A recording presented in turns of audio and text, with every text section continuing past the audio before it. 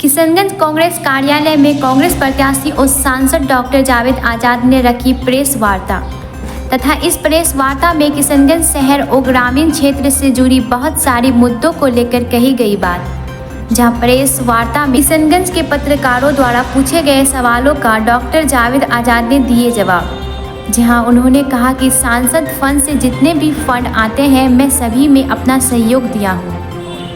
संवाददाता अजय कुमार की रिपोर्ट के साथ JAGM न्यूज किशनगंज। अरे जो लोग लाखों की तादाद में जा रहे हैं उनकी तादाद घटे और हमारे यहाँ स्कूल कॉलेजेस बनेंगे। अगर हमारी सरकार बन गई सेंटर में तो हम उम्मीद करते हैं पहला 2-4 महीने में हमारा जो फंड रिलीज करने का है वो उसका प्रोसेस शुरू हो जाएगा। वो हम लोग करा देंगे इंशाल्लाह।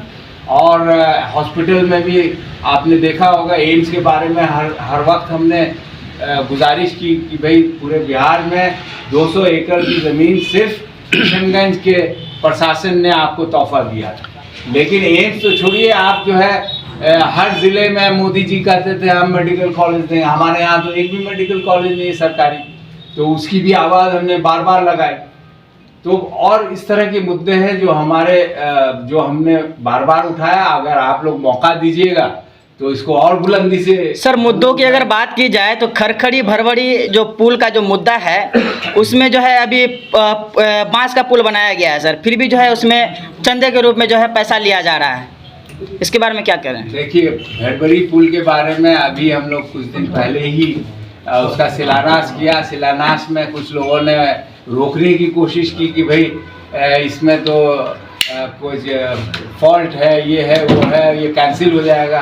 हमने कहा भाई हमको चिट्ठी आया प्रशासन से कि इलेक्शन से पहले आप लोग ये सब टेंडर पास हो गया, काम शुरू होगा।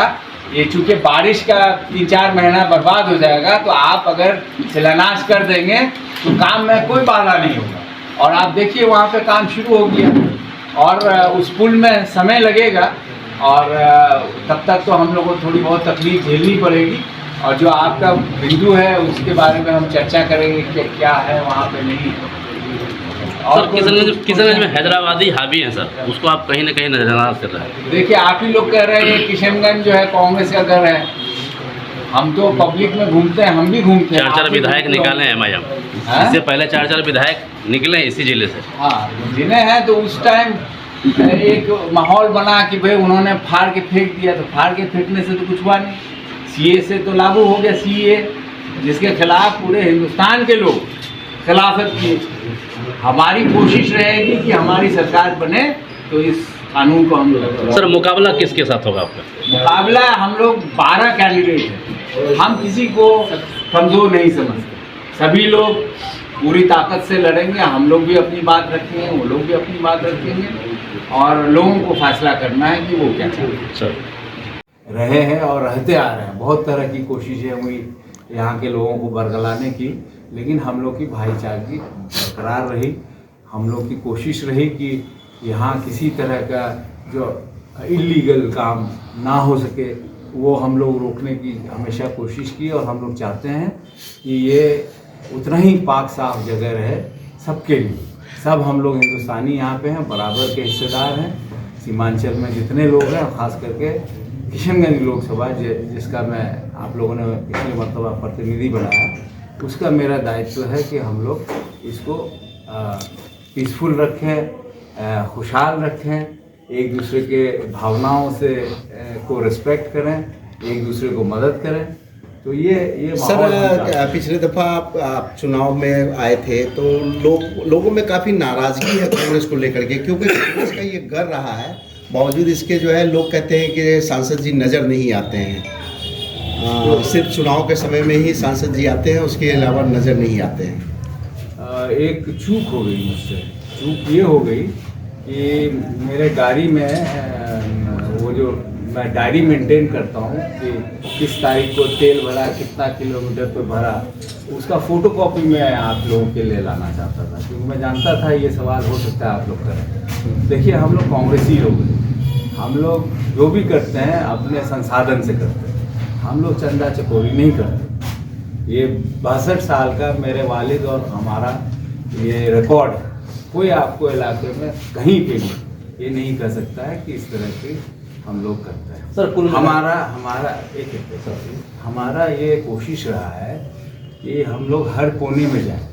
अब इलाका बड़ा है, आप लोग जानते हैं, जिसमें से एक साल लगभग हम लोग कोविड में जितना घूम सकते हैं, साल में लगभग 1.5 लाख किलोमीटर हमने चला। अब ये बात अलग है कि हम अकेले गाड़ी लेके चलते हैं, 5 गाड़ी लेके जाएंगे तो उतना हम घूम नहीं पाएंगे। भाई हर चीज़ के लिए संसाधन चाहिए। दूसरी बात ये है कि हम लोग जाते हैं तो उसका प्रचार प्रसार कम करते हैं। कभी कभी जो इम्पोर्टेंट मीटिंग होती है, जैसे 2 आदमी का हम लोग से मुलाकात हुआ, 10 आदमी का मुलाकात हुआ, वो सब हम लोग नहीं डालते।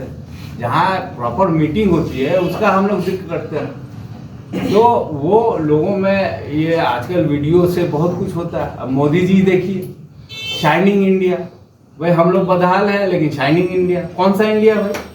कौन सा हिंदुस्तान की बात कर रहे हैं जहाँ शाइन हो रहा है, तरक्की कर रहा है, बढ़ता है हिंदुस्तान और पता नहीं क्या क्या उनका स्लोगन रहता है।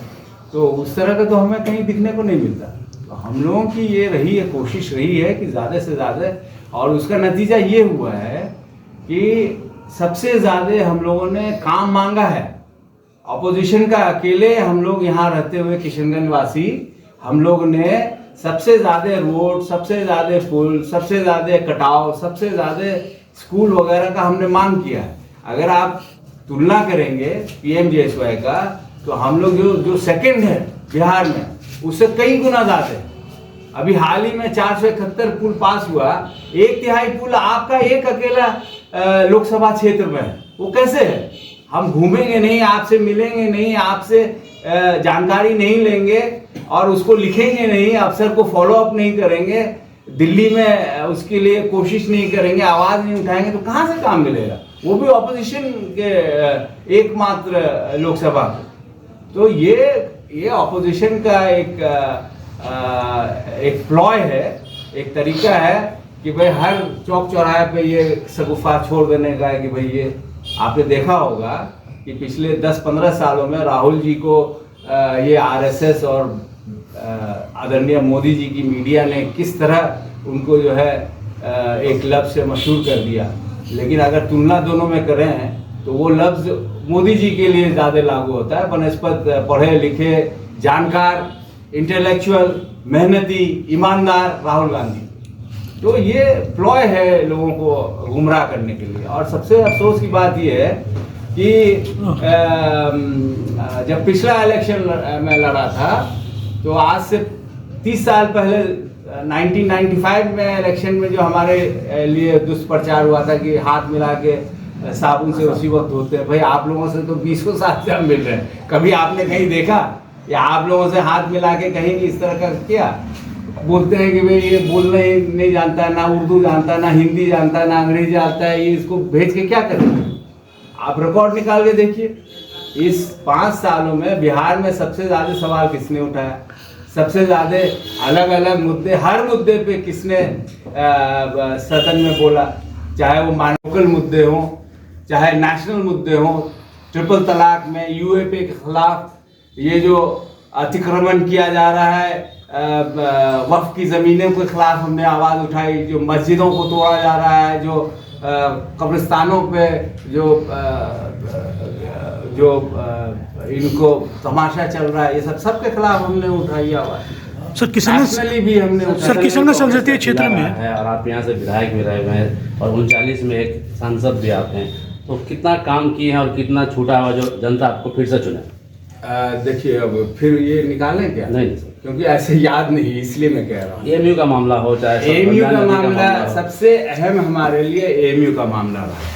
AMU के मामले के बारे में आप लोगों ने बीच बीच में हमसे पूछा। AMU का हमने स्पीकर से लेके प्रधानमंत्री, राष्ट्रपति को चिट्ठी लिखा, लेकिन पार्टियों को हमने अपॉइंटमेंट भी मांगा, लेकिन माफ़ कीजिएगा, हमारे आदरणीय प्रधानमंत्री 5 साल इलेक्शन में बिजी रहते हैं, 18 घंटा काम करते हैं, लेकिन 22 घंटा जो है इलेक्शन में बिजी रहते हैं, तो उन्होंने भी टाइम नहीं दिया इसको लेके।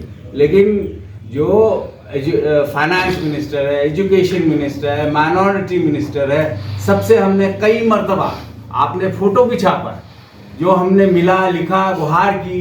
इसके अलावा वाइस चांसलर 2 बदल गए, उनसे मुलाकात की, जाके मुलाकात की, प्रेस कॉन्फ्रेंस मतलब वीडियो कॉन्फ्रेंस में बात की, उनसे रिक्वेस्ट किया, रजिस्ट्रार से हमने अपील की, यहाँ पे जो चीफ सेक्रेटरी थे बिहार के और जो